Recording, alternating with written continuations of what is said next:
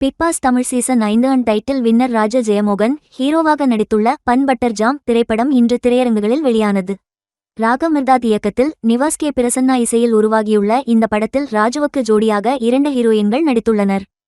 Joe படத்தில் ரசிகர்களை கவர்ந்த பாவ்யா நந்தினி கதாபாத்திரத்திலும் இன்னொரு ஹீரோயின் ஆத்யா என்பவர் மதுமிதா கதாபாத்திரத்திலும் நடித்துள்ளனர். விஜய் டிவி பப்பு கேமியோ ரோலில் நடித்துள்ள விக்ராந்த் அம்மாக்களாக அலப்பறையை கிளப்பும் கதாபாத்திரங்களில் சரண்யா பொன்வண்ணன் மற்றும் தேவதர்ஷினி அப்பாவாக சார்லி என பக்காவான பேக்கேஜில் இந்த படம் உருவாகியிருக்கிறது.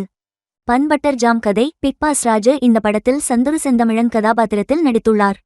+2 முடித்து காலேஜுக்கு செல்லும் தங்கள் குழந்தைகள் யாரையாவது காதலித்து கெட்டுப்போய்விடக்கூடாது என்பதற்காக லலிதா, சரண்யா பொன்வண்ணன் மற்றும் உமா, தேவதர்ஷினி இருவரும் சேர்ந்து நம்ம பசங்களை ஒருத்தரை ஒருத்தர் சந்திக்க வைத்து காதலிக்க வைத்து அவர்களுக்கு திருமணம் செய்து வைத்து விடலாம்.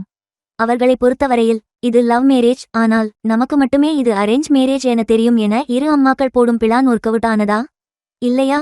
ராஜு அம்மா திட்டம் போட்டு வைக்கும் பெண்ணை காதலிக்காமல் இன்னொரு பெண்ணை காதலிக்க என்ன ஆகிறது என்பதை காமெடியுடன் கலந்து கட்டி சில மெசேஜ்களையும் தூவி உருவாக்கியுள்ள படம்தான் இந்த பன் பட்டர் ஜாம்.